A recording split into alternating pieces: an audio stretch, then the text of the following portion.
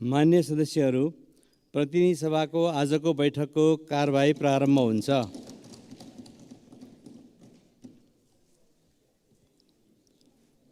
मान्य सदस्यहरू किन उठिरहनु भएको छ? बसौँ। आज प्रधानमन्त्रीज्यूबाट भ्रमणको बारेमा कुराहरू राख्ने दिनुभएकोले उहाँको कुराहरू राख्न दिउँ। त्यस पछाडि अनि हामी अरू कुराहरू नियमित ढङ्गबाट कसरी जाने हो अनि हामी जाउँ। त्यसैले म अनुरोध गर्छु मान्य सदस्यहरू बसौँ।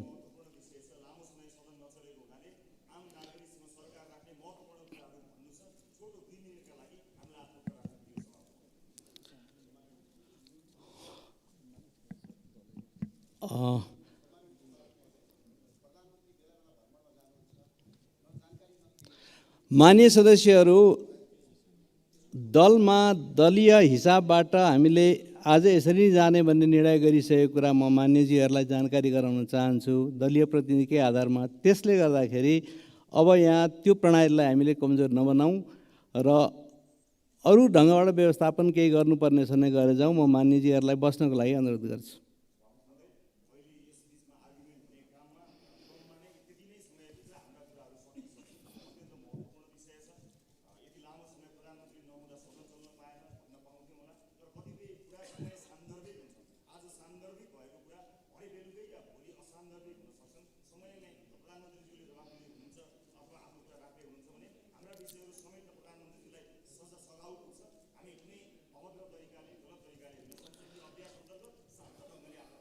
माननीय सदस्य, मैले संसदीय अभ्यास अन्तर्गत नै योभन्दा अगाडि दलीय हिसाबबाट सचेतक मान्यजीहरूसँग बसेर आज यसरी जाने भने टुङ्ग्याएको कुरा मैले फेरि पनि यहाँलाई दोहोऱ्याउन चाहन्छु।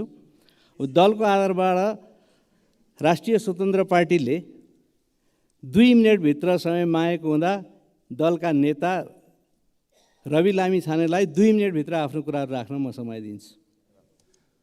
सम्माननीय सभामुख महोदय, सबैभन्दा पहिला सम्माननीय प्रधानमन्त्रीज्यू चाइना भ्रमणबाट मुड फ्रेस गरेर आउनुभएको रहेछ। तर आउँदै जनताको मुड अफ गरिदिनु भयो मूल्य वृद्धि गरेर। तर फेरि मुड फ्रेस गराउने काम फिर्ता लिएर गर्नुभएको छ। म पहिला उहाँलाई धन्यवाद दिन चाहन्छु। तर एउटा कुरा चाहिँ यहाँ मैले जोड्नै पर्ने के हुन्छ भने आयल निगमका विषयमा जोड्नै पर्ने हुन्छ। धन्यवाद दिइवरी यो आयल निगम व्यापार पनि आफै गर्छ, आयात पनि आफै गर्छ, नियामक निकाय पनि उही हो, सबै कुरा आफै गर्छ र भन्छ सधैँ घाटामा छु भन्छ। कर्मचारीलाई बोनस बाँड्न पनि भ्याउँछ तर सधैँ यो घाटामा रहन्छ। यो घाटा के हो? सधैँ यो देशले यो घाटा सहिरहनु पर्ने कुराको चाहिँ निर्क्युल होस् अनि अटोमेटिक सिस्टममा अन्तर्राष्ट्रिय बजारमा बढेको मूल्यका कारणले आफै भएको हो भन्ने हो भने घटेका बेलामा यसले मूल्य किन घटाउँदैन, 2 दिन 3 दिन किन लगाउँछ? यो कुरामा गम्भीर ध्यानाकर्षण म आज गराउन चाहन्छु। र अर्को महत्त्वपूर्ण कुरा, संविधान दिवसका दिनमा सम्माननीय राष्ट्रपतिज्यूले भोजको आयोजना गर्नुभएको थियो। त्यो भोज कार्यक्रममा म सरिक हुन पाइनँ। तर संयोगले त्यही दिन म रोल्पाको एक परिवारमा गएँ। त्यहाँ बसेर जनताले बनाएको ढिँडो खान पाएँ। मलाई लागेको थियो त्यो संविधान दिवसको भोज थियो, त्यो खुसी थियो संविधान दिवसको उपलक्ष्यमा। तर त्यो भोज त संविधान पाएको खुसियालीको भोज होइन रहेछ। दिन दहाडै सडकमा मान्छे काट्नेलाई उन्मुक्ति दिएको पार्टी रहेछ। म खुसी छु त्यो पार्टीमा त्यो जुठो खान परेन।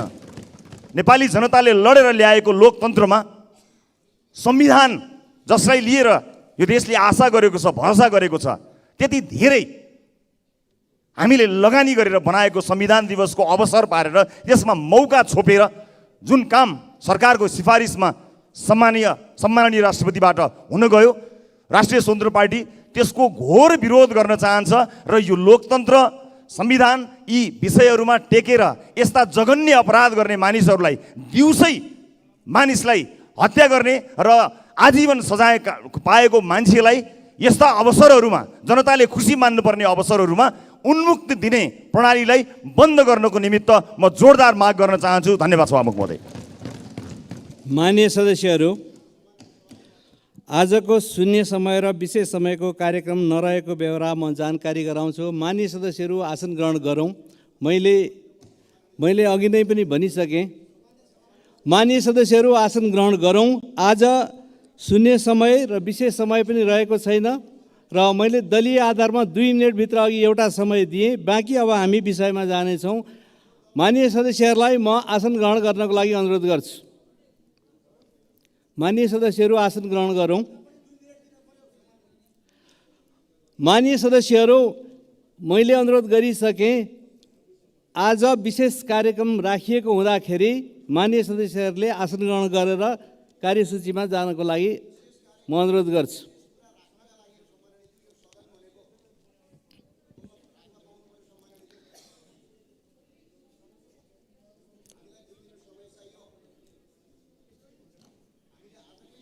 के गर्ने यस्तो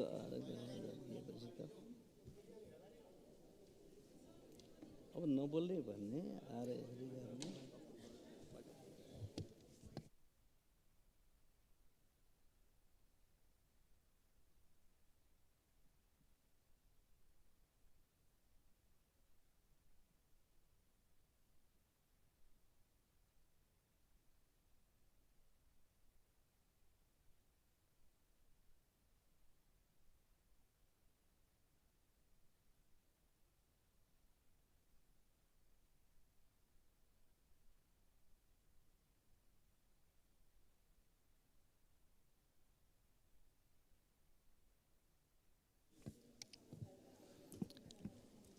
माननीय सदस्यहरू, अब हामीले आज मात्रै होइन नि त, यो सदन त अरू पनि चलेर जान्छ। विषयहरू त अब नियमित ढङ्गमा हामी राख्दै जान्छौँ र अब एउटा समझदारीबाट गइसकेपछि यो ढङ्गबाट जाँदाखेरि त हामी प्रणालीलाई, परम्परालाई पनि हामी लिँदैनौँ। त्यसले गर्दाखेरि मेरो आग्रह छ, मान्यज्यूहरू, हामीले नै गरेको समझदारी हो, हामीले नै गरेका निर्णय हो, हामीले नै बनाएको नियमावली हो। त्यसको आधारमा अब अहिले अझै नराख्दाखेरि आपत्ति भइहाल्नुपर्ने खालको त्यस्तो विषय पनि मेरो जानकारीमा छैन। त्यस कारणले माननीय सदस्यहरू आसन ग्रहण गरेर सदनको कारबाहीलाई अगाडि लानको लागि माननीय सदस्यहरू सहयोग गर्नुपर्नेछ र सहयोग गर्न म अनुरोध गर्छु र आसन ग्रहण गर्नको लागि अनुरोध गर्छु। माननीय सदस्य,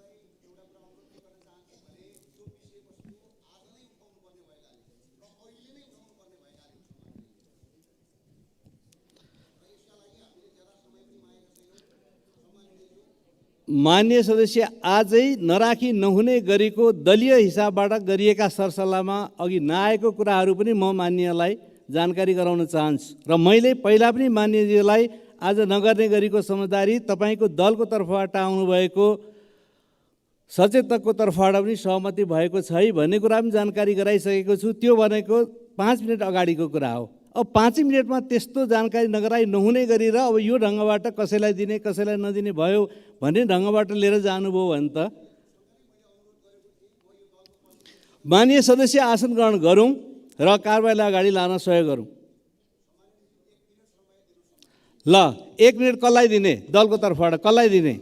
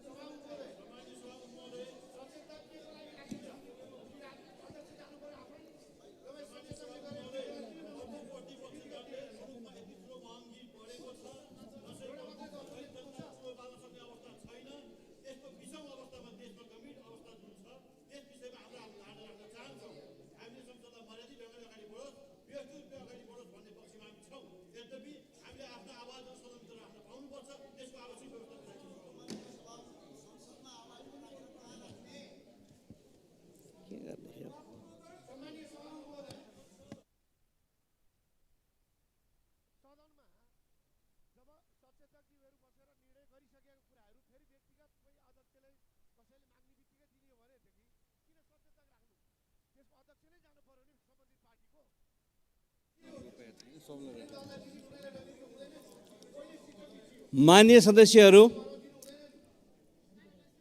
आजको सभा सञ्चालन सम्बन्धीको विषयको बारेमा पूर्व सचेतक मान्यजीहरूसँग समेत बसेर एउटा समझदारी बनिसकेको कुरालाई म फेरि राख्न चाहन्छु र केही त्यस्ता कुराहरूलाई राखेर पनि जाँदा आपत्ति हुन्न भनेर दिएको कुराले परिरहेको असरको बारेमा पनि मान्यजीहरू जानकार हुनुहुन्छ। त्यसकारण माननीय सदस्यहरू सबै आसन ग्रहण गरौँ र नियमित कार्यसूची अन्तर्गत अगाडि जानको लागि माननीय सदस्यहरू आसन ग्रहण गर्नुहोस्। अब यहाँ प्रक्रियाको बारेमा अहिले छलफल नगरौँ। म सबै माननीय सदस्यहरूलाई आसन ग्रहण गर्नको लागि अनुरोध गर्छु।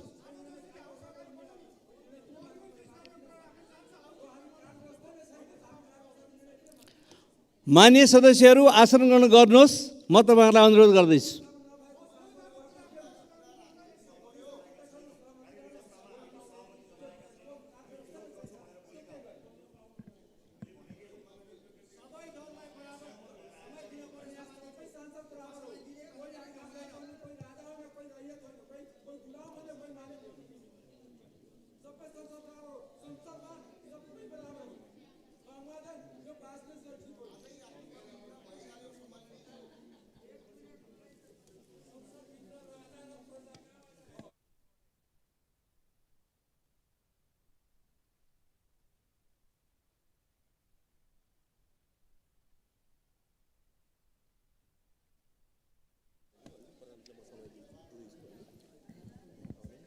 माननीय सदस्यहरू, आसन गर्नको लागि मैले अनुरोध धेरैपल्ट गरिसकेँ। म यो सभा सञ्चालन गर्नको लागि सबै माननीय सदस्यहरूलाई आसन ग्रहण गर्नको लागि विशेष निर्देशन गर्दछु।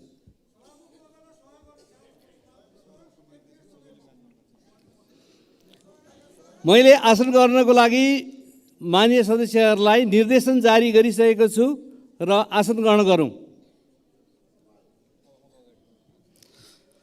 माननीय सदस्यहरू, सम्माननीय प्रधानमन्त्री श्री पुष्पकमल दाहाल प्रचण्डले संयुक्त राज्य अमेरिका र चीन भ्रमणमा सम्पन्न कार्यका सम्बन्धमा सभालाई जानकारी गराउन समय माग गर्नुभएको छ। म उहाँलाई समय दिन्छु।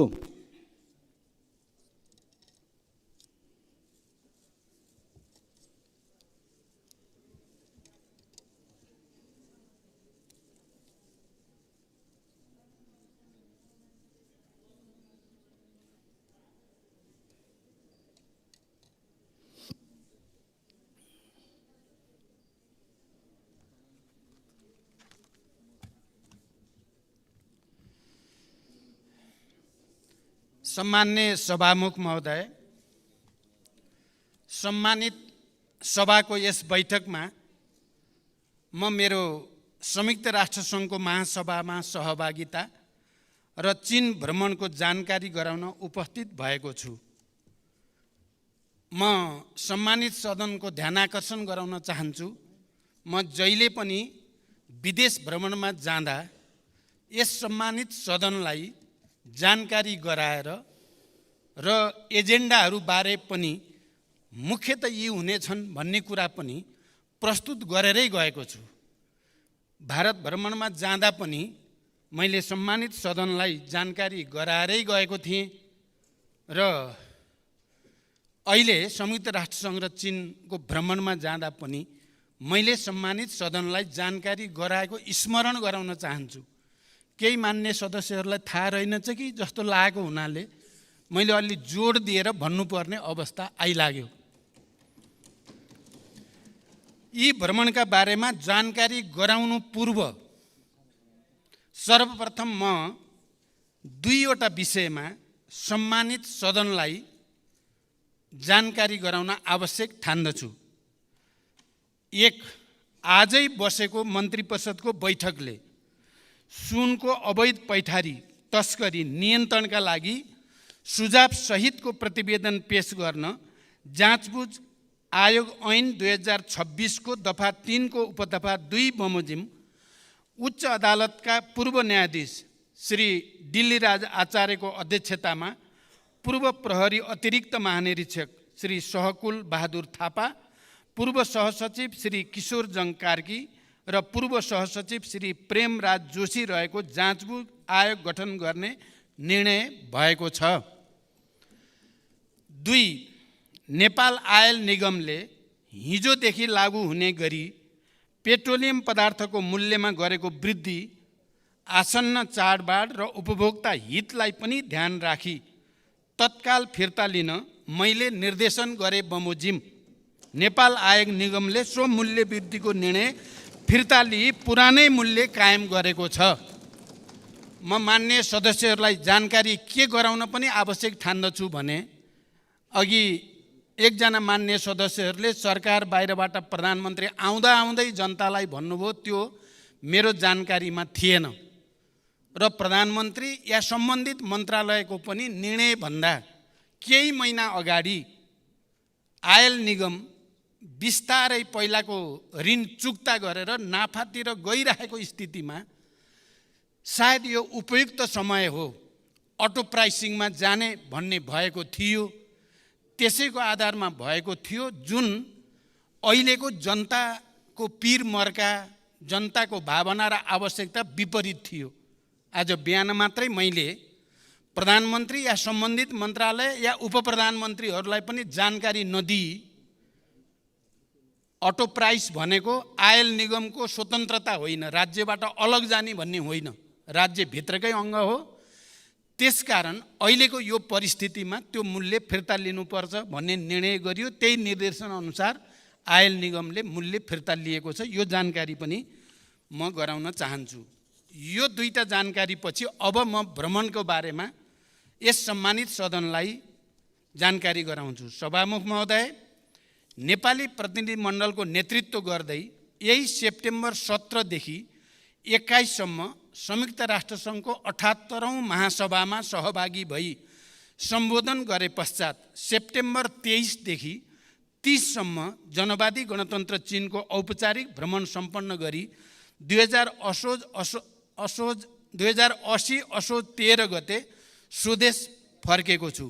संयुक्त राष्ट्रसङ्घको महासभामा सहभागी हुन र चीनका प्रधानमन्त्री ली छियाङको निमन्त्रणामा चीन भ्रमणमा जानु अघि पनि मैले यस विषयलाई जानकारी गराएकै थिएँ।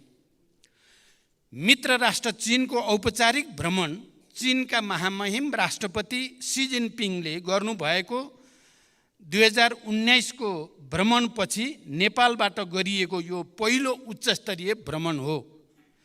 कोभिड-19 महामारीका कारण लामो समयदेखि उच्च स्तरमा कुनै भ्रमण नभएको सन्दर्भमा मेरो भ्रमणले नेपाल र चीन बीच आपसी विश्वासको वातावरणलाई सुदृढ गर्दै दुवै देशबीच रहिआएको ऐतिहासिक सम्बन्धको समग्र पक्षलाई थप प्रगाढ बनाउन महत्त्वपूर्ण भूमिका खेलेको विश्वास लिएको छु। यस भ्रमणका दौरानमा चीनका महामहिम राष्ट्रपति तथा प्रधानमन्त्रीसँग सारभूत पक्षमा भएको छलफलबाट नेपाल चीन सम्बन्धलाई थप उचाइ दिन मद्दत पुगेको छ। विगतमा भएका समझदारीहरूको कार्यान्वयन गर्दै लैजाने प्रतिबद्धता व्यक्त भएको छ। चीनका महामहिम राष्ट्रपति र प्रधानमन्त्रीसँग प्रतिनिधिमण्डल स्तरीय वार्ता र छलफल हुँदा चीनसँगको व्यापार, लगानी, अन्तर्देशीय यातायात सञ्जाल र आर्थिक सामाजिक साझेदारी वृद्धि गर्दै लैजाने दिशातर्फ हाम्रो सम्बन्ध केन्द्रित रहनुपर्ने मैले राखेको धारणाप्रति महामहिम राष्ट्रपति र प्रधानमन्त्रीले चीनको पूर्ण समर्थन रहेको बताउनु भयो। उच्चस्तरीय भेटहरूमा नेपालको उत्तरी सीमा क्षेत्रमा चीन तर्फबाट प्रसारण लाइन निर्माण, नेपाल र चीनको सिमानामा रहेको भूभागमा केन्द्रीय विद्युत प्रसारण प्रणालीबाट विद्युतको पहुँच पुर्याउन नसकिने स्थानहरूमा सौर्य प्रणाली जडान, विभिन्न सडक निर्माण तथा स्तर उन्नति, स्वास्थ्य तथा कृषि क्षेत्रमा सहयोग विस्तार, कोभिडपछि अवरुद्ध भएका साथै परम्परागत सीमा नाकाहरूको पुनः सञ्चालन, सीमा नाकामा नेपालतर्फ पूर्वाधार निर्माण, अत्याधुनिक प्रयोगशाला निर्माण जस्ता पूर्वाधार विकासका बारेमा केन्द्रित भएको थियो। यसै गरी नेपाल चीन बीचको जनस्तरको सम्बन्धलाई प्रगाढ बनाउन पोखरा अन्तर्राष्ट्रिय विमानस्थलहरूमा चीनबाट सोझै हवाई उडान गरिनुका साथै विज्ञान र प्रविधिको क्षेत्रमा सहकार्य गर्ने, द्विपक्षीय व्यापार विस्तार गर्ने विषयमा समेत विस्तारपूर्वक छलफल भयो। नेपाल सदैव एक चीन नीतिमा प्रतिबद्ध रहँदै आएको र नेपाल चीन बीचको सम्बन्ध पञ्चशीलको सिद्धान्त, असल मित्रता, आपसी साझेदारी र सम्मान तथा अन्तर्राष्ट्रिय मूल्य मान्यता र कानुनमा आधारित रहेको पृष्ठभूमिमा भविष्यमा यो सम्बन्धलाई थप उचाइमा लैजाने दिशातर्फ दुवै पक्षले गर्नुपर्ने कार्यका बारेमा गम्भीर विचार विमर्श भयो। चीन भ्रमणको समयमा चीनको हाङजाउमा विभिन्न देशका राष्ट्र प्रमुख र सरकार प्रमुख एवं उच्चस्तरीय प्रतिनिधि समेतको उपस्थितिमा चीनका महामहिम राष्ट्रपतिले गर्नुभएको उद्घाटन समारोहमा सहभागी भई नेपाली खेलाडीहरूको हौसला बढाउने अवसर पनि प्राप्त भयो। हाङजाओ र बेइजिङमा भएका बैठक र छलफलका अलावा चीनको छोङछिङ, चीनको स्वशासित क्षेत्र तिब्बत र छेन्दुको समेत भ्रमण गरी द्विपक्षीय सम्बन्धका बारेमा छलफल गरिएको थियो। प्रत्येक बैठकमा त्यहाँका राजनीतिक नेतृत्वबाट नेपाल चीन सम्बन्धलाई थप उचाइमा पुर्याउने एवं मेरो भ्रमणको अवसरमा नेपाल र चीनबाट संयुक्त रूपमा जारी वक्तव्यको पूर्ण कार्यान्वयन गर्ने प्रतिबद्धता व्यक्त भएको थियो। यसका साथै चीनको जनकाङ्ग्रेसका अध्यक्षसँगको भेटमा संसदीय प्रणाली र कानुन निर्माणमा चीनको जनकाङ्ग्रेसको अनुभव समेत बुझ्ने अवसर प्राप्त हुनुको साथै आपसी सहयोग आदान प्रदान गर्ने विषयमा समेत गम्भीर छलफल भयो। चीन भ्रमण अघि मैले संयुक्त राष्ट्रसङ्घको चालु 78औं महासभामा सहभागी भई उच्चस्तरीय सत्रको जेनरल डिबेट सामान्य बहसमा नेपालको तर्फबाट सम्बोधन गरेको थिएँ। यस सम्बोधनमा मैले प्रमुख रूपमा नेपालको शान्ति प्रक्रिया र त्यसलाई ठोस निष्कर्षमा पुर्याउन अन्तर्राष्ट्रिय समुदायको सहयोग, जलवायु परिवर्तन तथा यसले गर्दा नेपाल लगायत अल्पविकसित देशहरूमा परेको नकारात्मक प्रभाव र त्यसका निराकरणका उपायहरू, हिमाली राष्ट्रहरूका समस्या, दिगो विकासका लक्ष्यहरूको प्राप्तिमा अल्पविकसित राष्ट्रहरूका समस्या प्रस्तुत गर्दै ती समस्या समाधानमा साधन स्रोतको व्यवस्थापनका लागि विश्व समुदायको गम्भीर ध्यानाकर्षण गराएको छु। यसैगरी अति कम विकसित तथा भूपरिवेष्टित राष्ट्रका समस्याहरूप्रति विश्वको ध्यानाकर्षण गराउँदै ती राष्ट्रहरूको विकासका लागि अन्तर्राष्ट्रिय सहयोग, प्रविधि हस्तान्तरण र लगानीका माध्यमबाट गरिबी तथा असमानता हटाउँदै जानुपर्ने विषयमा मैले विशेष जोड दिएर राखेको छु। साथै समकालीन विश्वका प्रमुख मुद्दाहरू मानवाधिकार, निशस्त्रीकरण, आतंकवाद बारे नेपालको दृष्टिकोण पनि प्रष्ट शब्दमा प्रस्तुत गरेको छु। महासभाको मूल सत्रका अलावा दिगो विकास सम्बन्धी शिखर सम्मेलन एसडिजी समिट, जलवायु सम्बन्धी शिखर सम्मेलन क्लाइमेट एम्बिसन समिट, महामारी रोकथाम तयारी र प्रतिकार्य सम्बन्धी उच्चस्तरीय बैठक high level meeting on pandemic prevention, preparedness and response, विकासका लागि वित्त सम्बन्धी उच्चस्तरीय संवाद high level dialogue on financing for development, स्वास्थ्य सम्बन्धी high level meeting on universal health coverage तथा United Nation friends of vision high level briefly समेत सम्बोधन गरेको थिएँ। यी सम्बोधनहरूमा मैले नेपाल लगायत अति कम विकसित राष्ट्रहरूको तर्फबाट समेत दिगो विकासका लक्ष्य प्राप्तिका समस्या, त्यसको समाधान, जलवायु परिवर्तनको प्रभाव र सोको न्यूनीकरणमा सहयोग गर्न अति कम विकसित मुलुकहरूका लागि सहज वित्तीय पहुँचको सुनिश्चितता, कोभिड-19 लगायतका महामारी र सोबाट गरिब मुलुकहरूका अर्थतन्त्रमा परेका समस्याका बारेमा विस्तृत र स्पष्ट दृष्टिकोण राखेको थिएँ। यसपटकको मेरो राष्ट्रसङ्घको सबै सभाहरूमा सम्बोधन गर्दा खाली नेपालको प्रधानमन्त्रीको हैसियतले मैले विषयलाई स्पष्ट राख्ने अवसर प्राप्त गरेको मात्रै होइन।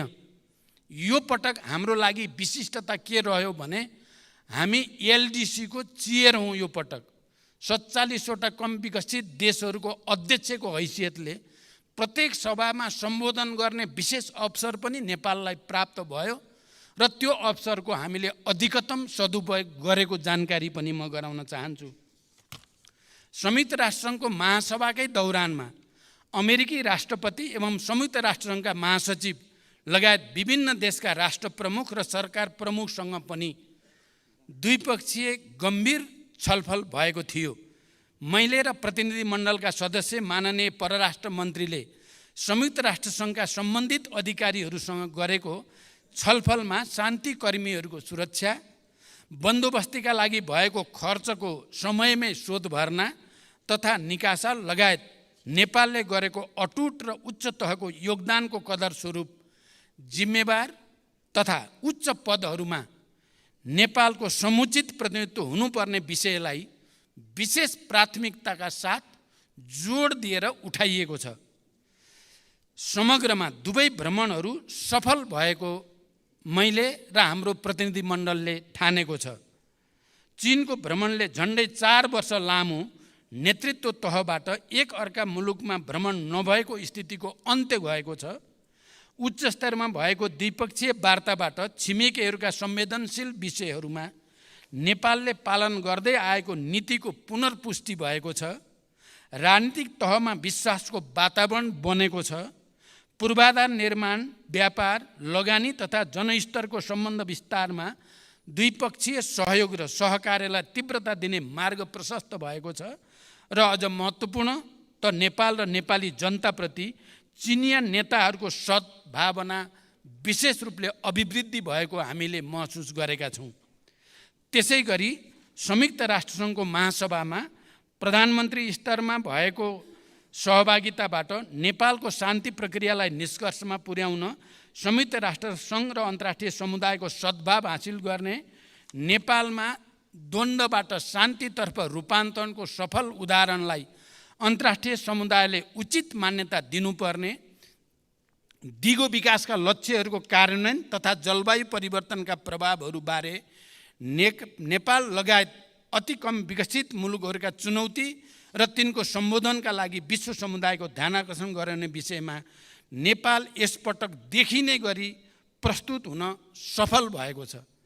सभामुख महोदय, साँच्चै नै एलडिसीको चेयरको हैसियतले पनि, क्लाइमेट चेन्जको सबभन्दा बढी असर परेको क्षेत्रको हैसियतले पनि शान्ति प्रक्रियालाई अन्तिम निष्कर्षमा पुर्याउने र विश्वलाई नै शान्तिको एउटा नयाँ सन्देश दिने सन्दर्भमा पनि यो पटक संयुक्त राष्ट्रसङ्घको महासभामा देखिने गरी नेपाल, सुनिने गरी नेपाल स्थापित भएको महसुस हामीले गरेका छौँ। यो सधैँ प्राप्त हुने अवसर थिएन, यो विशेष स्थितिमा प्राप्त हुने अवसर थियो। यो अवसरलाई हामीले, मेरो नेतृत्वको प्रतिनिधिमण्डलले हामीले धेरै बैठकमा सहभागिता म र परराष्ट्र मन्त्रीजीले गर्ने अवसर प्राप्त भयो।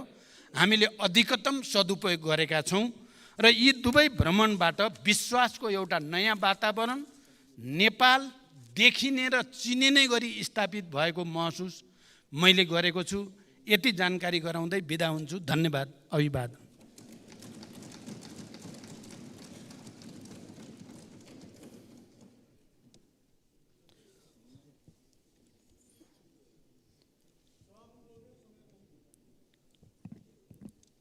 मान्य सदस्यहरू, सम्माननीय प्रधानमन्त्रीले आफ्नो भ्रमणको सम्बन्धमा सदनलाई जानकारी गराइसक्नु भएको छ। यो जानकारीमा स्पष्टीकरण नराखिएको बेहोरा म मान्य सदस्यज्यूहरूलाई जानकारी गराउन चाहन्छु।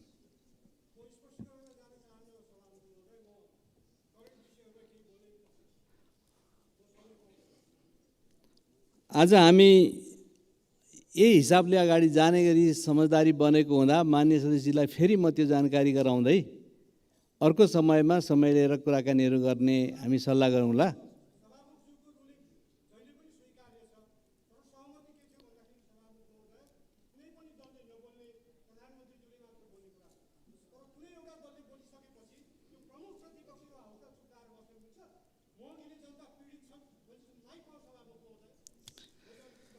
मान्य सदस्य, त्यही समझदारी भएकै कारणले मैले मान्यज्यूलाई माइक दिन सक्दिनँ। मान्यज्यू,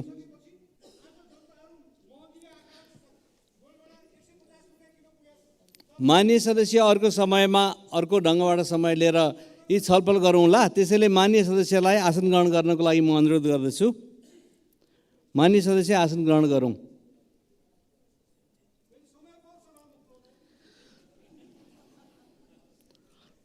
समय दिनलाई आज सम्भव छैन भन्ने कुरा मैले फेरि मान्य सदस्यज्यूलाई अनुरोध गर्दै आगामी बैठकहरूमा यस्ता विषयमा छलफल गर्ने वातावरण बनाऊँ, योजना बनाऊँ र अगाडि बढौँ भनेर बस्न अनुरोध गर्दछु।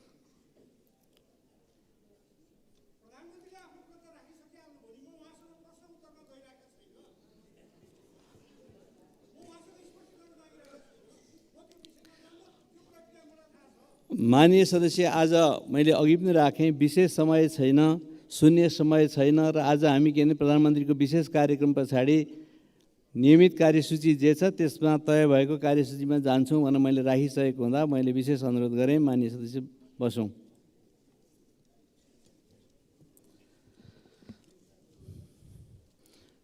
माननीय सदस्यहरू, राष्ट्रपतिको कार्यालयबाट पत्र प्राप्त हुन आएको छ। सोको बेहोरा म पढेर सुनाउँछु। सम्माननीय राष्ट्रपति श्री रामचन्द्र पौडेलज्यूले सम्माननीय प्रधानमन्त्री श्री पुष्पकमल दाहाल प्रचण्डज्यू सम्मत 2080 साल भदौ 30 गते शनिबार संयुक्त राज्य अमेरिका को न्युयोर्कमा आयोजना हुने संयुक्त राष्ट्रसङ्घको 78औं महासभामा सहभागी हुन र तत्पश्चात जनवादी गणतन्त्र चीनको औपचारिक भ्रमणको सिलसिलामा नेपाली प्रतिनिधि मण्डलको नेतृत्व गर्दै त्यसतर्फ प्रस्थान गर्नुहुने भएकोले उहाँको अनुपस्थितिमा प्रतिनिधि मण्डलले गर्नुहुने प्रधानमन्त्रीले गर्नुहुने दैनिक प्रशासनिक कार्य नेपालको संविधान बमोजिम सम्माननीय प्रधानमन्त्रीज्यूको सिफारिसमा माननीय उपप्रधानमन्त्री एवं रक्षा मन्त्री पूर्णबहादुर खड्काज्यूले सम्हाल्ने गरी तोक्नु भएको बेहोरा अनुरोध गर्दछु। डिल्लीराम शर्मा सचिव, मिति 2080 5/29। माननीय सदस्यहरू, प्रधानमन्त्री तथा मन्त्री परिषदको कार्यालयबाट पत्रहरू प्राप्त हुन आएको छ। सोको बेहोरा म पढेर सुनाउँछु। 1। माननीय परराष्ट्र मन्त्री नारायण प्रकाश साउद न्युयोर्कमा आयोजना हुने संयुक्त राष्ट्रसङ्घको पिस बिल्डिङ कमिसनको कार्यक्रममा प्रतिनिधित्व गर्न सम्म 2080 साल भदौ 26 गते त्यसतर्फ प्रस्थान गर्नुभएकोले उहाँको अनुपस्थितिमा उहाँले सम्हाल्दै आउनुभएको परराष्ट्र मन्त्रालयको कार्यभार सम्माननीय प्रधानमन्त्रीज्यूबाट माननीय अर्थमन्त्री डाक्टर प्रकाश शरण महतले सम्हाल्ने गरी तोक्नु भएको बेहोरा अनुरोध गर्दछु। बैकुण्ठ अर्याल, मुख्य सचिव, मिति 2080 5/26। 2। माननीय कृषि तथा पशुपक्षी विकास मन्त्री डाक्टर बेदुराम भुषाल क्युबाको हवानामा आयोजना हुने ग्रुप अफ 77 एन्ड चाइना शिखर सम्मेलनमा सहभागी हुन सम्म 2080 साल भदौ 27 गते त्यसतर्फ प्रस्थान गर्नुहुने भएकोले उहाँको अनुपस्थितिमा उहाँले सम्हाल्दै आउनुभएको कृषि तथा पशुपक्षी विकास मन्त्रालयको कार्यभार सम्माननीय प्रधानमन्त्रीज्यूबाट माननीय उपप्रधानमन्त्री एवं गृहमन्त्री नारायण काजी श्रेष्ठले सम्हाल्ने गरी तोक्नु भएको बेहोरा अनुरोध गर्दछु। बैकुण्ठ अर्याल, मुख्य सचिव, मिति 2080 5/26। 3। माननीय अर्थमन्त्री डाक्टर प्रकाश शरण महत इजिप्टको सार्म एल शेखमा आयोजना हुने एसियाली पूर्वाधार लगानी बैङ्कको बोर्ड अफ गभर्नर्सको 8औं वार्षिक बैठकमा अस्थायी गभर्नरको रूपमा सहभागी हुन सम्म 2080 साल असोज 5 गते त्यसतर्फ प्रस्थान गर्नुहुने भएकोले उहाँको अनुपस्थितिमा उहाँले सम्हाल्दै आउनुभएको अर्थ मन्त्रालयको कार्यभार र परराष्ट्र मन्त्रालयको कार्यभार समेत माननीय कार्यवाहक प्रधानमन्त्रीज्यूबाट माननीय कानुन न्याय तथा संसदीय मामिला मन्त्री धनराज गुरुङले सम्हाल्ने गरी तोक्नु भएको बेहोरा अनुरोध गर्दछु। बैकुण्ठ अर्याल, मुख्य सचिव, 2080 6/4 मिति। 4। माननीय खाने पानी मन्त्री महेन्द्र राय यादव सम्माननीय प्रधानमन्त्री श्री पुष्पकमल दाहाल प्रचण्डज्यूको नेतृत्वमा हुने जनवादी गणतन्त्र चीनको औपचारिक भ्रमणमा सहभागी हुन सम्मत 2080 साल असोज 7 गते त्यसतर्फ प्रस्थान गर्नुहुने भएकोले उहाँको अनुपस्थितिमा उहाँले सम्हाल्दै आउनुभएको खानेपानी मन्त्रालयको कार्यभार माननीय कार्यवाहक प्रधानमन्त्रीज्यूबाट माननीय श्रम, रोजगार तथा सामाजिक सुरक्षा मन्त्री शरद सिंह भण्डारीले सम्हाल्ने गरी तोक्नु भएको बेहोरा अनुरोध गर्दछु। बैकुण्ठ अर्याल, मुख्य सचिव, मिति 2080 6/4। 5। माननीय भौतिक पूर्वाधार तथा यातायात मन्त्री प्रकाश ज्वाला सम्माननीय प्रधानमन्त्री श्री पुष्पकमल दाहाल प्रचण्डज्यूको नेतृत्वमा हुने जनवादी गणतन्त्र चीनको औपचारिक भ्रमणमा सहभागी हुन सम्बत 2080 साल असोज 7 गते त्यसतर्फ प्रस्थान गर्नुहुने भएकोले उहाँको अनुपस्थितिमा उहाँले सम्हाल्दै आउनुभएको भौतिक पूर्वाधार तथा यातायात मन्त्रालयको कार्यभार माननीय कार्यवाहक प्रधानमन्त्रीज्यूबाट माननीय कृषि तथा पशुपक्षी विकास मन्त्री डाक्टर बेदुराम भुषालले सम्हाल्ने गरी तोक्नु भएको बेहोरा अनुरोध गर्दछु। मिति 2080 6/4। बैकुण्ठ अर्याल, मुख्य सचिव। 5। माननीय युवा तथा खेलकुद मन्त्री डिगबहादुर लिम्बू मित्र राष्ट्र चीनको होङजाओ सहरमा आयोजना हुने 19औं एसियाली खेलकुद प्रतियोगितामा नेपाल तर्फबाट सहभागी हुने प्रतिनिधि मण्डलको नेतृत्व गर्दै सम्म 2080 साल असोज 5 गते त्यसतर्फ प्रस्थान गर्नुहुने भएकोले उहाँको अनुपस्थितिमा उहाँले सम्हाल्दै आउनुभएको युवा तथा खेलकुद मन्त्रालयको कार्यभार माननीय कार्यवाहक प्रधानमन्त्रीज्यूबाट माननीय शहरी विकास मन्त्री सीता गुरुङले सम्हाल्ने गरी तोक्नु भएको बेहोरा अनुरोध गर्दछु। बैकुण्ठ अर्याल, मुख्य सचिव, मिति 2080 6/5। मान्य सदस्यहरू, विद्यालय शिक्षा विधेयक 2080 लाई प्रस्तुत गर्न अनुमति माग्ने प्रस्तावमाथि प्रतिनिधि सभा नेवाली 2079 को नियम 105 बमोजिम माननीय श्री प्रेम सुवालबाट विरोधको सूचना प्राप्त हुन आएको बेहोरा जानकारी गराउँछु। मान्य सदस्यहरू, अब उक्त विधेयकलाई प्रस्तुत गर्न अनुमति माग्ने प्रस्तावमाथि विरोधको सूचना दिनुहुने प्रस्तावक मान्य श्री प्रेम सुवाललाई उक्त विरोध प्रस्तुत गर्नुको कारण सहित संक्षिप्त वक्तव्य दिन अनुमति दिन्छु। समय 5 मिनेट।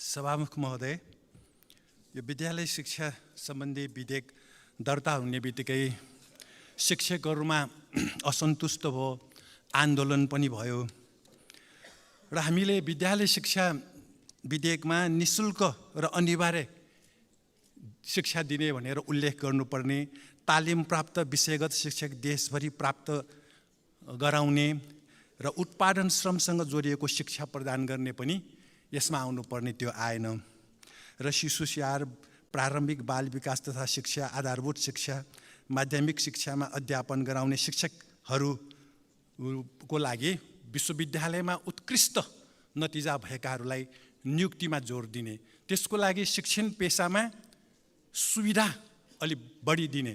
अरू पेसाभन्दा शिक्षा समाजको बिउ हो। अब शिक्षै नराम्रो भएपछि, शिक्षक नराम्रो भएपछि भविष्य राम्रो हुँदैन देशको। यतातिर यो विधेयकले ध्यान दिन सकेन र निजी लगानीका विद्यालयलाई तोकेको समयभित्र सरकारले क्षतिपूर्ति दिएर लिइहाल्ने। शिक्षा व्यापार होइन। अहिले 2 लाख 3 लाख महिनाको फी उठाउने विद्यालय पनि छन्। विद्यालय सञ्चालकहरू केही माननीयहरू भएको पनि नाम बाहिर आएको छ। यसरी यसलाई चाहिँ सम्बोधन गरेन र शैक्षिक गुठी अन्तर्गतको विद्यालय भनेको सरकारकै सम्पत्ति हो र वर्षेनी सहयोग गर्नुपर्ने हो शैक्षिक गुठी अन्तर्गतकालाई। यो आएको छैन र प्रत्येक जिल्लामा शिक्षा कार्यालय हटाइसकेको र शिक्षकहरूले पनि यो माग गरेको र यो स्थानीय तहमै बन्दोबस्त गर्ने कुरो भइसकेकोलाई फेरि जिल्ला शिक्षा कार्यालय पुनर्स्थापन गर्नेलाई यो प्रतिगमनै भयो, सरकार प्रतिगामी भयो भनेर विरोध भएको छ। यसलाई पनि सम्बोधन गरेन यो विधेयकले र देशभरि नै एकै प्रकारको अध्ययन र अध्यापनको व्यवस्था गरी गुणस्तरीय शिक्षा कायम गर्न राष्ट्रिय स्तरमै कक्षा 10 को परीक्षा लिनुपर्छ। अब 12मा मात्र परीक्षा लिने भए राष्ट्रिय स्तरको शिक्षाको गुणस्तर हुँदैन।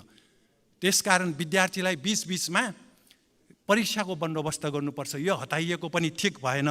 शिक्षाविदहरूले पनि यो विषय आलोचना गरेको छ र शिक्षकले देश र जनताको हितमा राजनीति गर्न पाउनुपर्छ। खुला सिमानामा भूमि मिचे पनि शिक्षक बोल्न नपाउने, महँगी भए पनि बोल्न नपाउने, भ्रष्टाचारको पनि बोल्न नपाउने, तस्करको पनि बोल्न नपाउने, अभिव्यक्ति स्वतन्त्रता हनन गरिएको छ यो विधेयकमा। त्यस्तो हुँदैन। त्यसकारण यसलाई संशोधन गरेर मात्र पेश गर्नुपर्छ र विदेशी बोर्ड र शिक्षण संस्थासँग आबद्ध भएको विद्यालय सञ्चालन अनुमतिको व्यवस्था गर्नु हुँदैन।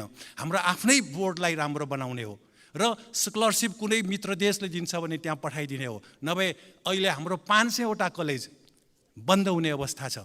+2 सकेपछि विद्यार्थी बाहिर, पूर्वाधार त्यतिकै खाली छ। यो विषय चाहिँ सरकारको ध्यान जानुपर्छ र साथसाथै शिक्षकहरूले आफ्नो असन्तुष्टि पोख्दैमा लाठीचार्ज गरेर घाइते बनाउने यो ठिक होइन। शान्तिपूर्ण भेला प्रदर्शन र बोल्न पाउने त संवैधानिक अधिकार हो नि। प्रधानमन्त्रीज्यूहरू र मन्त्रीज्यूहरू संविधानको व्याख्याता जस्तै कसैले केही आपत्ति जनाउने बित्तिकै पिटिहाल्ने र थुइने हाल्ने, यो काम चाहिँ गलत छ। सरकार यसमा सचेत हुनुपर्छ र साथसाथै हिजोकै एउटा घटना, छाया कम्प्लेक्स भने थबहीको त्यो बिहारको पोखरीमा बनेको छाया कम्प्लेक्स 26.5 रोप्ने जग्गा, त्यो जग्गामा सरकारको जग्गामा व्यक्तिले कब्जा गरेर अब त्यसबेला प्रभावित पारेर मालपोत भूमि सुधार गुठी सबैलाई प्रभाव पारेर व्यक्तिको नाममा दर्ता भयो। केशर शमशेरको छोरा चन्द्र शमशेरको छोरा केशर शमशेर, केशर शमशेरको छोरा केयूर शमशेर, त्यसपछि अम्बिका राणा, पृथ्वीबहादुर पाण्डे, उहाँहरूले कब्जा राख्नुभयो। यो जग्गा सार्वजनिक भनेर स्थानीय जनता आन्दोलनमा उत्रे, मात्र प्ले कार्ड बोकेर यतिकै उभिँदाखेरि हिजो त्यहाँ उभिन पनि दिएन भनेपछि सरकार कसको? माफियाहरूको? के बोल्न पाउँदैन यो सरकारमा? माननीय सदस्य, तपाईँको समय सकियो। त्यसकारण सरकार सचेत हुनु पर्यो र स्वास्थ्य बिमा पनि भुक्तानी भइरहेको छैन। भक्तपुरको नगरपालिकाले चलाएको खोप अस्पतालमै 10 करोडभन्दा बढी भुक्तानी भएको छ। देशभरि कस्तो होला? गरिबले अब के उपचार पनि नपाउने यो सरकार अन्तर्गत। र साथसाथै दक्षिण कोरियाले हिजो एउटा बोलेको छ, अस्ति सेना दिवसको दिन, अमेरिकासँग मिलेर उत्तर कोरियालाई आक्रमण गर्छौँ भनेर। यो कोरियाली प्रायद्वीपमा अशान्ति मचाउने हो, एसियामा युद्ध मचाउने हो। यसबारे सरकार सचेत हुनुपर्छ, बोल्नुपर्छ। सरकारले यस्तो युद्धको विरोध गर्नुपर्छ। धन्यवाद। माननीय सदस्यहरू, अब विधेयक प्रस्तुतकर्ता माननीय शिक्षा, विज्ञान तथा प्रविधि मन्त्री श्री अशोक कुमार राईलाई उक्त विधेयकलाई प्रस्तुत गर्न अनुमति माग्ने प्रस्तावमाथि प्राप्त विरोधका सम्बन्धमा संक्षिप्त वक्तव्य दिन अनुमति दिन्छु।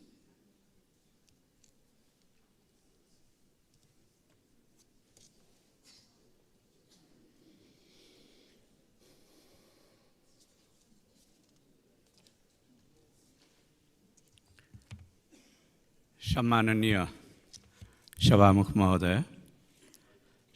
महोदयको आज्ञाले विद्यालय शिक्षा सम्बन्धी कानुनलाई संशोधन र एकीकरण गर्न बनेको विधेयकमाथि माननीय सदस्यले राख्नुभएको जुन विरोधको सूचना छ, यो सूचनालाई फिर्ता लिएर यो विधेयकलाई चाहिँ नि ऐन बनाउने प्रक्रियामा संसदको भूमिकालाई प्रभावकारी बनाउनेतर्फ सहयोग पुर्याउन हार्दिक अपिल गर्दछु। यो विधेयक 75 सालमा मस्यौदा भएर अनेकचोटि मन्त्री परिषदमा पुग्दै फिर्ता हुँदै गरेको विधेयक हो। 5 वर्षपछि अहिले बल्ल यसले संसदभित्र प्रवेश पाएको छ। सभामुख महोदय, संसदभित्र आउनुभन्दा अगाडि मन्त्री परिषदले स्वयं प्रधानमन्त्रीज्यू, उपप्रधानमन्त्रीज्यूहरू समेतको चाहिँ सक्रियतामा सरकारवालाहरूसँग अनेक चरणमा वार्ता गरेर, छलफल गरेर, सडकमा गएका शिक्षक महासङ्घदेखि लिएर, त्यस्तै गरेर राहत शिक्षकहरूदेखि लिएर अरू सबै सरकारवालाहरू समेतका गुनासाहरूलाई सुनेर यसलाई चाहिँ नि परिमार्जनका साथमा प्रस्तुत गरिएको छ र कतिपय प्रश्नहरूलाई चाहिँ संसदले हेर्नुपर्ने अवस्था छ। संसदको ऐन निर्माण गर्ने, कानुन निर्माण गर्ने सर्वोच्च शक्तिलाई, सार्वभौम अधिकारलाई चाहिँ नि सम्मान गर्दै भोलिको दिनमा चाहिँ यसलाई अरू परिमार्जित गरेर चाहिँ लानुपर्ने एउटा सहमतिपूर्वक चाहिँ मुलुकको चाहिँ शिक्षा प्रणालीलाई, विद्यालय शिक्षा प्रणालीलाई एउटा व्यवस्थित र सबल बनाउनु पर्ने अवस्था चाहिँ रहेको छ। मान्यजीले जे जस्ता चाहिँ विषयवस्तुहरूमाथि चिन्ता व्यक्त गरेर विरोधको सूचना जारी गर्नुभएको छ। मलाई लाग्छ यो विधेयकले धेरै कुराहरूलाई सम्बोधन गरेको छ। कैयौँ चिजहरूलाई नियमावली बनाएर सम्बोधन गर्न सकिनेछ र साथमा भोलिको दिनमा मान्य सदस्यहरूले राख्नुहुने संशोधनहरू, परिमार्जनका प्रस्तावहरू, हुने दफावार छलफलहरूका माध्यमबाट यसलाई अत्यन्त उपयोगी र मुलुकको शिक्षा प्रणालीलाई सही ढङ्गले दिशाबोध गराउन सक्ने, निर्देशित गर्न सक्ने, अगाडि लान सक्ने, उन्नयन गर्न सक्ने ऐनको रूपमा चाहिँ रूपान्तरित गर्न सकिने कुरा म संसदलाई सम्मानित संसदलाई विश्वास दिलाउन चाहन्छु। माननीय सदस्यले राख्नुभएका सरोकारहरू चाहिँ सुयोग्य व्यक्तिहरूलाई चाहिँ नि शिक्षामा ल्याउन पर्यो, राम्रो चाहिँ नि पे एन्ड पर्क्स दिनु पर्यो, उहाँहरूलाई चाहिँ नि सुविधाहरू दिनु पर्यो भन्नेतर्फ पनि यो ऐनको चाहिँ मस्यौदा यो विधेयकमा चाहिँ ध्यान दिइएको छ र साथसाथै शिक्षक महासङ्घ लगायत चाहिँ नि अरू सरकारवालाहरूसँग छलफल गर्दा त्यो विषयमा ध्यान दिइएको छ। विद्यालयको चाहिँ सम्पत्ति सुरक्षित हुनुपर्छ, त्यसको दुरुपयोग हुनु हुँदैन भन्ने कुरामा पनि यसमा एकदमै सही ढङ्गले चाहिँ नि प्रस्ताव अगाडि सारिएको छ। त्यस्तै गरेर शिक्षकहरूलाई चाहिँ नि राजनीतिबाट टाढा राख्नुपर्छ। मान्छेको व्यक्तिगत आस्था आफ्नो ठाउँमा छ, तर त्यो आस्थाका कारणले पठन पाठनलाई चाहिँ प्रभावित पार्नु हुँदैन, शिक्षाको गुणस्तरलाई प्रभावित पार्नु हुँदैन। उहाँहरूले कसैको चाहिँ के भन्दाखेरि सदस्यता लिएर कसैका विरुद्धमा कसैका लागि भोट माग्ने काम गर्नु हुँदैन भन्ने कुरा राखिएको छ भने अर्कोतिर चाहिँ आफ्नो ट्रेड युनियन अधिकार अन्तर्गत आफ्नो पेसागत हक हितका निम्ति उहाँहरूले सङ्गठित हुन पाउने शिक्षक महासङ्घको व्यवस्था गरिएको छ र त्यस हिसाबले शिक्षकहरूको पेसागत चाहिँ उन्नयन र उनीहरूको पेसागत हक अधिकार, उनीहरूका अधिकार र कर्तव्यहरू समेतलाई सुनिश्चित गर्ने गरी यो विधेयक चाहिँ प्रस्ताव गरिएको छ। त्यस्तै गरेर शिक्षाको स्तरलाई चाहिँ नि माथि उठाउनको लागि राष्ट्रिय परीक्षा बोर्ड, त्यसको स्वायत्तता, त्यसमा चाहिँ नि कार्यरत कर्मचारीहरूको चाहिँ पेसागत हक हित समेतलाई ध्यान दिनुपर्ने स्थिति छ भने अर्कोतिर यता चाहिँ हाम्रो करिकुलम पाठ्यक्रम चाहिँ विकासका सम्बन्धमा पाठ्यक्रम पाठ्यपुस्तकहरू तर्जुमा गर्ने सन्दर्भमा पनि अहिलेको समसामयिक परिवर्तनलाई समेत आत्मसात गरेको पाठ्यक्रम पाठ्यपुस्तकहरू तयार गर्नुपर्ने तर्फ पनि विधेयकको ध्यान गएको छ। त्यसकारण यो विधेयक चाहिँ वास्तवमा धेरै एकदम मल्टिल्याटरल चाहिँ नै भएको सम्बन्ध भएको विधेयक रहेछ। यसले चाहिँ नै मातृभाषामा शिक्षा चाहिँ प्राप्त गर्नुपर्ने समूहदेखि लिएर परम्परागत शिक्षाहरू, संस्कृत शिक्षा, गुरुकुल शिक्षा, मदरसा शिक्षा, गुम्बा विहार शिक्षा लगायतका चाहिँ परम्परागत शिक्षाहरू हाम्रो मुलुकको अहिलेको चाहिँ शिक्षा क्षेत्रमा चाहिँ मूल थ्रस्ट, मूल चाहिँ जोड जुन प्राविधिक शिक्षामा छ त्यो शिक्षा, साधारण शिक्षा सबै चिजलाई चाहिँ सन्तुलित गरेर लिएर जानुपर्ने भएको हुनाले यो धेरै नै गम्भीर महत्त्वको चाहिँ विधेयक रहेको छ र यसलाई चाहिँ सम्मानित संसदले हेरेर छलफल गरेर अध्ययन गरेर यसलाई अत्यन्त उपयोगी, अत्यन्त चाहिँ राम्रो ऐनको रूपमा चाहिँ अगाडि लानुपर्ने भएको हुनाले म सम्मानित संसद समक्ष यो निवेदन गर्दै विरोधको सूचना प्रस्तुता मान्यज्यूलाई सो सूचना चाहिँ फिर्ता लिएर सहयोग गरिदिनु हुन हार्दिक अपिल पनि गर्दछु। धन्यवाद।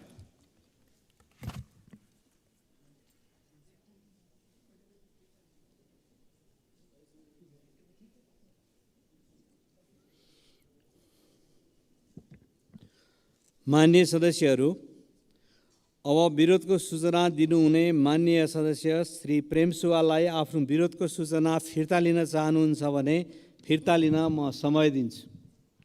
सभामुख महोदय, माननीय मन्त्रीज्यूले यो शिक्षक सङ्गठनको बारे जुन राख्नुभयो, संविधानको धारा 34 अनुसार श्रमिक, त्यो पनि निजी क्षेत्रका श्रमिकले मात्र सङ्गठन गर्न पाउने भन्ने छ। त्यसकारण यो संविधान विपरीत अभिव्यक्ति भयो। र अर्को, शिक्षकले देश र जनताको हितमा बोल्ने भनेको त्यो राजनीति पनि हो। त्यो बोल्नै नपाउने त भएन नि, राजनीति गर्न पाउँदैन भनेर। त्यसकारण म आफ्नो विरोधको सूचना फिर्ता नलिने जानकारी गराउन चाहन्छु। धन्यवाद। माननीय सदस्य श्री प्रेमसुवालले आफूले दिनुभएको विरोधको सूचना फिर्ता लिन नचाहनु भएकोले उक्त विरोधको सूचनालाई निर्णयार्थ म प्रस्तुत गर्दछु। माननीय सदस्यहरू, यो प्रस्तावको पक्षमा हुने माननीय सदस्यहरूले हुन्छ भन्नुहोला र यसको विपक्षमा हुने मान्य सदस्यहरूले हुन्न भन्नुहोला। यो प्रस्तावको पक्षमा हुने मान्य सदस्यहरूले हुन्छ भन्नुहोस्। यसको विपक्षमा हुने मान्य सदस्यहरूले हुन्न भन्नुहोस्।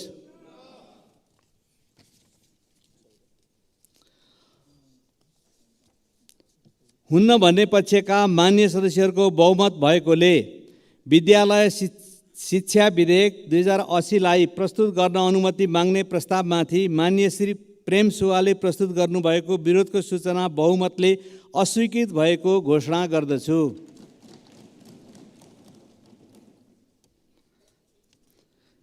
मान्य सदस्यहरू, विद्यालय शिक्षा विधेयक 2080लाई अनुमति माग्ने प्रस्तावमाथि प्राप्त विरोधको सूचनाहरू बहुमतले अस्वीकृत भएकोले प्रतिनिधि सभा नियमावली 2079 को नियम 106 बमोजिम विद्यालय शिक्षा विधेयक 2080 प्रस्तुत गर्न अनुमति प्राप्त भएको घोषणा गर्दछु।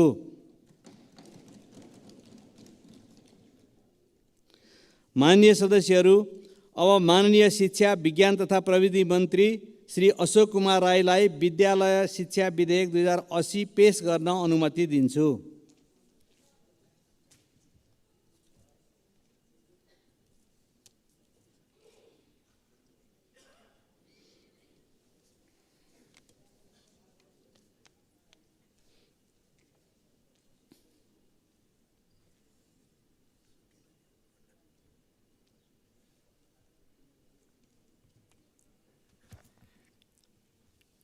सम्माननीय सभामुख महोदय, प्रत्येक नागरिकलाई आधारभूत शिक्षामा पहुँचको हक तथा प्रत्येक नागरिकलाई राज्यबाट आधारभूत तहको शिक्षा अनिवार्य र निशुल्क तथा माध्यमिक तहको शिक्षा निशुल्क पाउने हक हुने व्यवस्था नेपालको संविधानको धारा 31 मा गरिएको छ।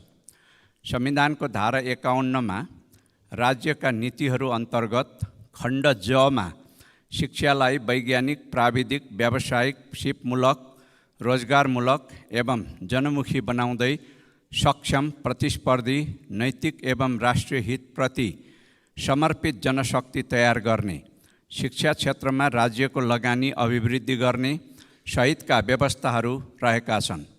उक्त नीतिको कार्यान्वयन कानुनी व्यवस्था बमोजिम हुने हुनाले संविधानको धारा 56 मा भएको राज्यको संरचना, धारा 57 मा भएको राज्य शक्तिको बाँडफाँड तथा संविधानको अनुसूची 8 र 9 मा भएका स्थानीय तहको अधिकार एवं सङ्घ, प्रदेश र स्थानीय तहको अधिकारको साझा सूचीमा भएका व्यवस्थालाई कार्यान्वयन गरी अधिकारमा आधारित शिक्षाको प्रबन्धका साथै मुलुकको समग्र विकासका लागि नैतिक मूल्य र मान्यता सहितको सबल र सक्षम जनशक्ति विकास गर्न आवश्यक भएको छ। यसका लागि नेपालको शासकीय मूल संरचना अनुकूल हुने गरी विद्यालय शिक्षा सम्बन्धी कानुनलाई संशोधन र एकीकरण गर्न छुट्टै ऐन आवश्यक भएको छ। विद्यालय शिक्षाको राष्ट्रिय मानक तथा मापदण्ड निर्धारण गर्न तथा विद्यालय शिक्षाका मूलभूत विषयमा समता, एकरूपता र गुणस्तर कायम गरी विद्यालयको स्थापना र सञ्चालन सम्बन्धी विषयलाई व्यवस्थित गर्न विद्यालय शिक्षासँग सम्बन्धित प्रचलित कानुनलाई संशोधन र एकीकरण गर्नु परेको छ। यसबाट विद्यालयको स्थापना र सञ्चालन, पाठ्यक्रम तथा पाठ्य सामग्री र शैक्षिक गुणस्तर, परीक्षा सञ्चालन तथा व्यवस्थापन, सार्वजनिक विद्यालयका शिक्षक र कर्मचारीको नियुक्ति, पदीय आचरण, सरुवा, कारबाही तथा अवकाशका विषयमा देशभर एकरूपता कायम हुनुका साथै शिक्षक सेवा आयोग, राष्ट्रिय परीक्षा बोर्ड तथा मन्त्रालय अन्तर्गतका संरचनात्मक व्यवस्थाबाट प्रवाह हुने सेवा प्रभावकारी हुन गई संवैधानिक व्यवस्था अनुरूपको सङ्घ, प्रदेश तथा स्थानीय तहको काम, कर्तव्य र जिम्मेवारीको प्रभावकारी कार्यान्वयन हुनेछ। उल्लिखित प्रावधानहरूका माध्यमबाट मुलुकका कर्णधारको रूपमा रहेका बालबालिकाको शिक्षा सम्बन्धी हकको संरक्षण र प्रत्याभूति हुने गरी मुलुकको विद्यालय शिक्षाको व्यवस्थापन गर्नुपर्ने भएकोले प्रस्तुत विद्यालय शिक्षा सम्बन्धी कानुनलाई संशोधन र एकीकरण गर्न बनेको विधेयक सङ्घीय संसद प्रतिनिधि सभामा प्रस्तुत गर्दछु। धन्यवाद।